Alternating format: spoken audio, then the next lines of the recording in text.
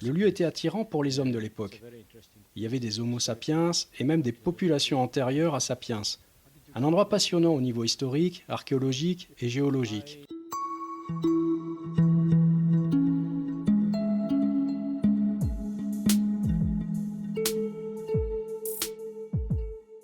Bonjour, c'est le 3e et dernier podcast consacré à la mission exploratoire sur le climat du passé dans la péninsule arabique et plus particulièrement à Oman par le climatologue Johan Etourneau, maître de conférence à l'école pratique des hautes études.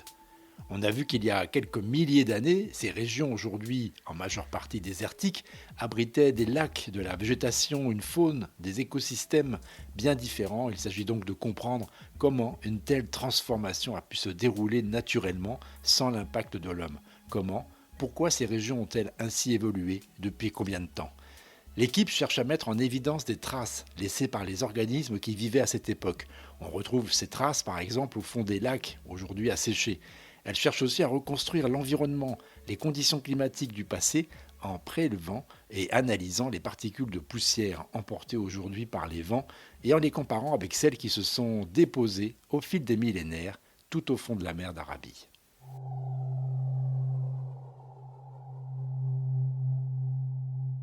L'Holocène, c'est cette époque géologique qui s'étend sur les 12 000 dernières années. Une période qui a donc connu des changements climatiques importants, réchauffement d'abord et puis refroidissement. Alors Johan Etourneau, qu'est-ce qui rend l'étude de cette période importante en ces temps d'inquiétude sur les effets du réchauffement climatique ? L'Holocène, c'est extrêmement intéressant parce qu'en fait, c'est une période de temps récente, c'est la période interglaciaire dans laquelle on est. C'est la ligne de base ou la ligne de référence par rapport à notre climat actuel. C'est un climat qui, en fait, contrairement à ce que l'on pourrait penser, est entrecoupé de nombreuses transitions climatiques, certes pas aussi importantes ou pas à la même échelle que l'on peut trouver entre une période glaciaire et une période interglaciaire, mais tout de même on s'aperçoit qu'il y a plein de régions qui expérimentent des fois certains changements de température de l'ordre de plusieurs degrés. On voit aussi qu'il y a des changements assez radicaux au niveau des précipitations mondiales et également au niveau par exemple, du couvert de banquise en Antarctique. Donc en fait, à l'origine, initialement, c'est vrai qu'on pensait que c'était une période qui était relativement stable, qui en fait allait progressivement vers une période glaciaire, mais on s'est aperçu qu'elle présente beaucoup plus de variabilité.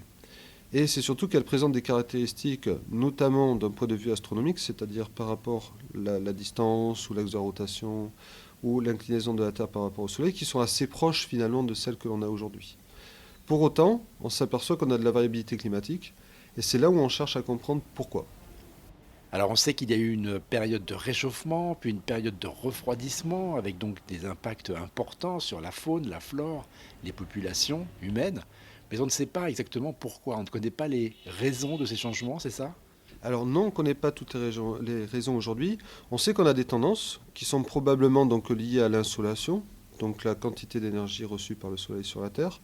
Mais dans certaines régions, on voit bien qu'il y a des réorganisations qui se font, à la fois au niveau de la végétation, au niveau de la productivité primaire de l'océan.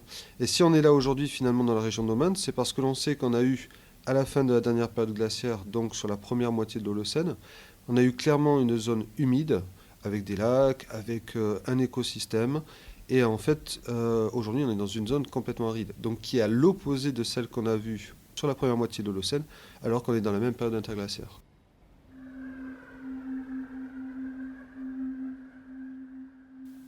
Et oui, la machine climatique est loin d'avoir livré tous ses secrets. Tout de même, différents paramètres importants ont été mis à jour. Charlotte Skonieczny, paléoclimatologue qui participe à cette mission. Le climat de la Terre est régi par plusieurs paramètres différents forçages. Donc il y a des grands forçages sur une grande échelle de temps tectonique et puis à l'échelle de temps sur lesquels on travaille, donc le quaternaire, les 2,5, 2,6 derniers millions d'années. Ce sont vraiment les paramètres orbitaux de la Terre qui ont régi le climat de la Terre. Donc il y a 3 paramètres. Le premier, c'est l'excentricité. Donc c'est la distance de la Terre par rapport au Soleil. Ensuite, il y a l'obliquité qui va être l'inclinaison de la Terre. Et ensuite, il y a ce qu'on appelle la précession, l'effet toupie de cette Terre. Et donc du coup, la combinaison de ces 3 paramètres va faire que parfois on est très incliné, très proche du Soleil. Donc on sera plutôt en faveur d'un climat chaud, on va simplifier. Et puis parfois on aura des conditions qui seront plutôt typiques d'un climat froid. Et donc nous, ce qui nous intéresse sur des périodes de temps qui couvrent en fonction, donc soit Johan ou moi mes projets, on peut aller jusqu'au million d'années. Donc on couvre différentes périodes chaudes, froides, donc on appelle glaciaires, interglaciaires. Donc ça, c'est les grands cycles d'excentricité à l'intérieur desquels on va retrouver des grands cycles d'obliquité et de précession. Donc l'excentricité globalement, c'est des cycles de 100 000 ans, 400-100 000 ans. L'obliquité, on est à 40 000 ans et la précession, on est à 19-23 000 ans.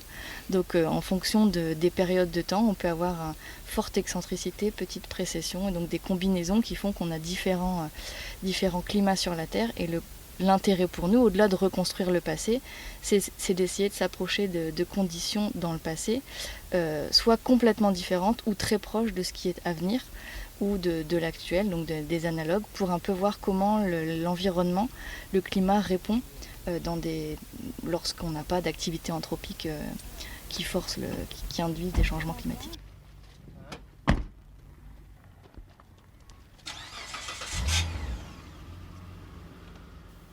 Après une nuit passée à Carnel Alam, au bord de la très longue route qui traverse le désert sur la plus grande partie du territoire d'Oman, nous voici partis vers un nouveau site préconisé par le géologue omanais Mohamed Al-Kindi. Nous sommes dans la région d'Al-Wusta, une succession de dunes et de terrains pierreux, un site grandiose.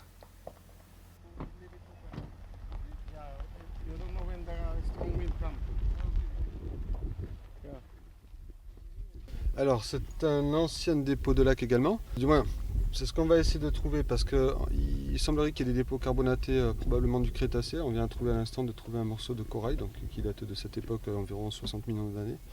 On a aussi beaucoup de silex. Donc du coup, on est sur un site où on va aller explorer peut-être certains dépôts tout autour. Et pour le moment, on va déployer l'échelle pour essayer de récupérer des poussières. Et donc, on est sur un site qui est absolument fabuleux au milieu du désert.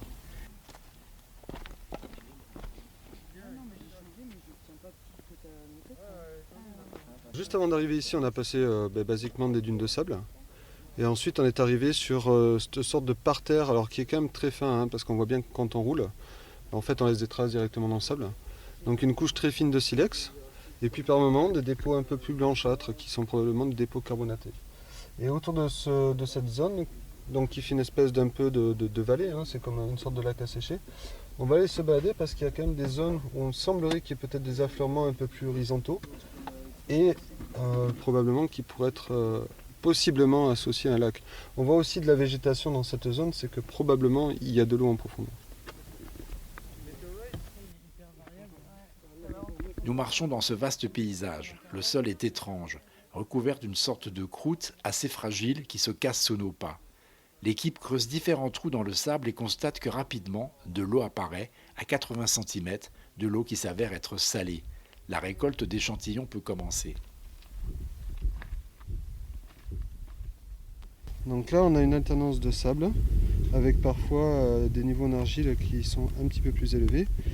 On voit bien que les petites lamines, donc les petites couches, l'alternance de couches claires et de couches sombres, en fait on voit qu'elles sont de l'ordre du millimètre, voire pour les certaines du centimètre. Et ensuite on voit aussi qu'il y a différentes couches d'évaporites. Il y en a une qui est assez grosse ici, mais ensuite on en voit une ici, on en voit une ici, on en voit une ici. Et chacune correspond probablement à différentes phases dans l'activité du lac. Et donc ça on l'a récupéré à... Moins d'1 mètre. Elle faisait 1 mètre à la base, on a dû couper 20 cm. Alors quelle va être ta question principale en analysant cet échantillon ? Eh bien, ça va être de savoir si on peut arriver à partir de ce sédiment-là à reconstruire l'histoire de ce lac. De savoir justement déjà essayer de dater, donc essayer de trouver des niveaux où on pourra avoir suffisamment de matière pour pouvoir la dater. Et puis ensuite, petit à petit, de voir entre on va faire des analyses des éléments de traces, on va essayer de voir aussi avec quelques composés organiques. Et puis on va essayer petit à petit de voir si on peut arriver à reconstruire l'histoire que l'on a là sur 80 cm. La conservation, là, ça va aller comme ça ? Bon, la conservation, ça devrait aller parce qu'on a bien entouré d'un film plastique, c'est dans une plaquette aluminium, ça va rester dans la boîte. Donc a priori, toute l'humidité qu'il y a dedans, parce qu'il ne faut pas oublier qu'environ à 80 cm on a de l'eau. Alors de l'eau légèrement salée. Et ensuite, il faut essayer de préserver au maximum l'humidité pour pas qu'elle sèche. Et donc que du coup tout s'effrite comme tout ça.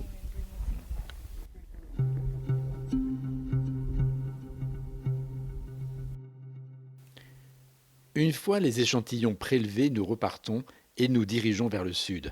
Nous passons la soirée à Duqm, une ville côtière qui connaît un développement rapide depuis les années 2000 grâce à son port et à sa situation stratégique. Dans l'hôtel tout neuf et tout carrelé, Alice Carsanti, étudiante en première année de thèse, nous explique son rôle sur cette mission. Alors, c'est ma seconde expérience. J'ai déjà fait une mission océanographique. Mais là, c'est ma première expérience en itinérance et sur le terrain. Donc, c'est tout nouveau pour moi et j'apprends comment ça marche de travailler au jour le jour, de pouvoir rebondir quand on n'arrive pas à prélever des échantillons ou qu'on n'a rien.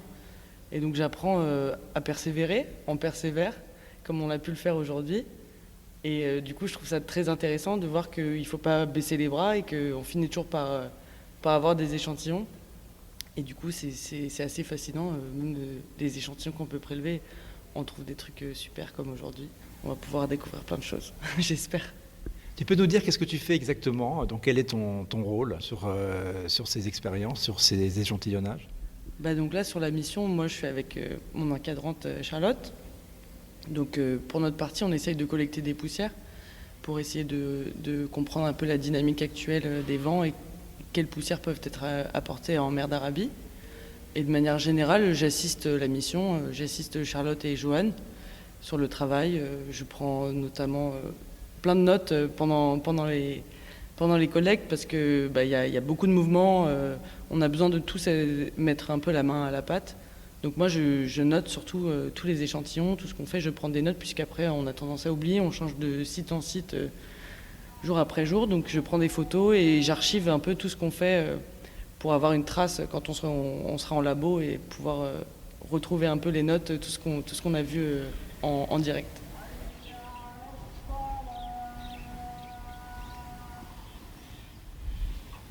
Tôt le matin, nous reprenons la route en direction de Salalah, vers un autre site et toujours vers le sud.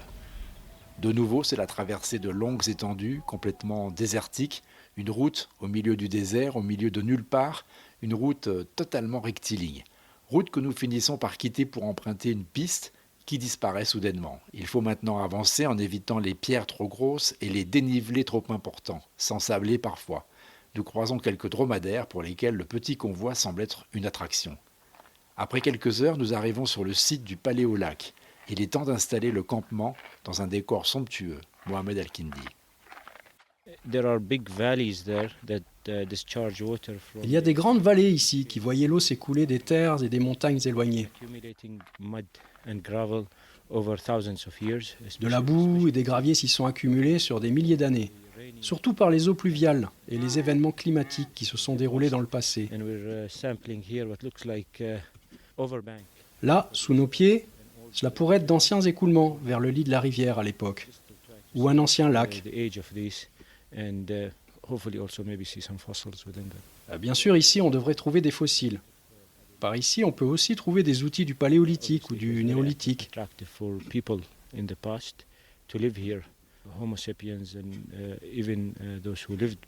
Le lieu était attirant pour les hommes de l'époque. Il y avait des Homo sapiens et même des populations antérieures à Sapiens. Un endroit passionnant au niveau historique, archéologique et géologique. Je suis déjà venu ici avec différentes personnes. En fait, j'étudie les images satellites pour voir quels lieux peuvent être potentiellement intéressants pour des inspections archéologiques et géologiques.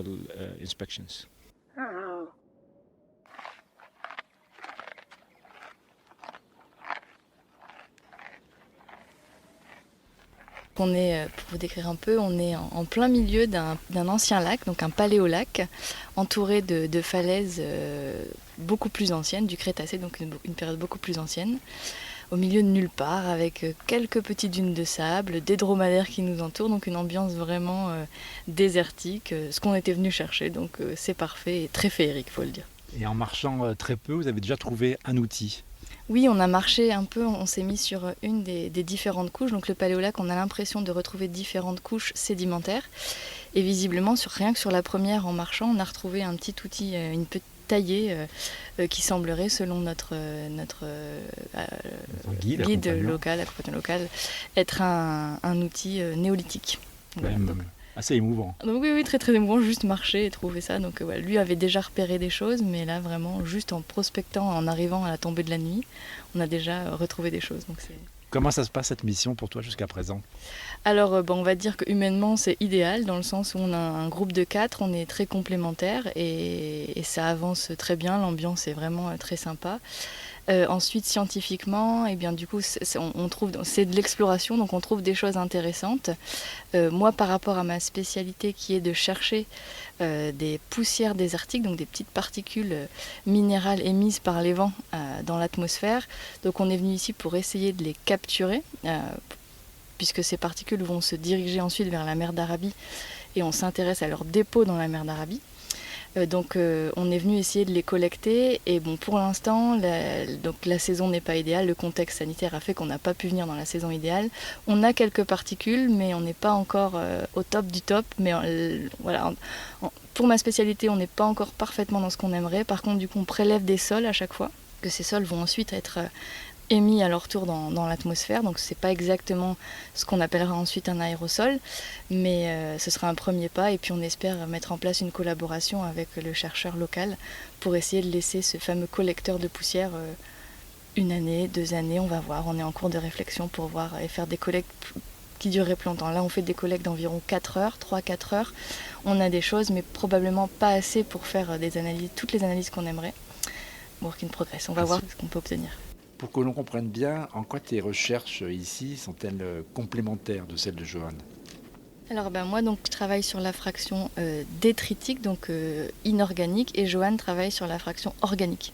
Donc en fait en combinant nos traceurs paléoclimatiques, donc son approche de la végétation, son approche des écosystèmes, de l'ADN en collaboration avec d'autres chercheurs, est complémentaire puisque moi je regarde ce qui est non vivant, il regarde ce qui est vivant, enfin ce qui vient du vivant, ce qui est produit par le vivant, et donc ça nous permet d'avoir un point de vue d'ensemble sur ce qu'était le climat, l'environnement à une période donnée. Après une nuit dans le désert et une soirée passée avec les dromadaires décidément très sociables, il est temps d'exploiter le site. Ouais, il y a vraiment différents niveaux. Hein. Mais a priori, ça c'est le dernier remplissage. La dernière phase. Et là, par contre, tu as probablement un lac qui est resté très longtemps. Hein. Là, idéalement, il faut partir d'en haut. Donc ça fait 3 bains. Mesurer la couche avec le gravier. Ensuite, mesurer la couche, il n'y en a plus. Essayer de faire une coupe verticale. Ouais. Donc là on a un beau dépôt de lac qui est donc dans le sud de Oman, ce qui est très bien parce que du coup ça peut faire le pendant avec les dépôts qu'on a trouvés beaucoup plus au nord, ce qui nous permet d'avoir donc cette comparaison nord-sud. Donc là on a des dépôts environ, alors on a mesuré tout l'affleurement, en moyenne il doit faire à peu près entre 3,30 m et 3,40 m, en dessous duquel on se retrouve avec plutôt des graviers un peu plus épais, donc probablement un système soit fluviatile, soit un système de wadi, là, ces rivières qui s'alimentent quand il y a des fortes précipitations. Mais ça veut dire qu'on a au moins 3,30 m d'histoire de ce dépôt lacustre. Donc là ce qu'on a fait, c'est qu'on a fait un prélèvement tout d'abord tous les 20 cm pour essayer d'avoir une idée à peu près du type de sédiments qu'on a. On a également prélevé à certains niveaux quand on pouvait donc, des sortes de gastéropodes, donc des espèces de petits coquillages qui vivent au fond des lacs. Et en fait, on en a prélevé, donc ça servira à la datation, ce qui nous permettra d'évaluer à peu près quelle période couvre ces 3,30 m. À ce stade, qu'est-ce que tu imagines comme scénario possible? Alors c'est encore difficile à dire, mais autour, on a de la roche ancienne. Et donc probablement, on a eu des phases de précipitation assez importantes, ou en tout cas, on a eu des phases humides, avec cette alternance. On voit aussi très bien des lamines. Et donc c'est ça qu'on va analyser et probablement donc des alternances entre des phases humides et des phases sèches. Donc tout ça des traces de phases climatiques totalement différentes de celles d'aujourd'hui. Exactement. Et donc oui, parce qu'on est dans un environnement désertique. Alors pas dunaire, mais plutôt désertique, avec de la roche partout qui nous entoure. Et donc oui, des phases qui sont beaucoup plus humides qu'actuellement, puis c'est surtout qu'on a découvert donc des outils a priori néolithiques. Et donc ça veut dire que probablement il y avait des populations ou des tribus ou des peuples qui vivaient certainement ici quand il y avait le lac. Et tout se fera après en laboratoire pour analyser, essayer d'évaluer de quand datent ces outils et puis surtout de quand est-ce que datent les sédiments. Super site quand même, non? Magnifique site.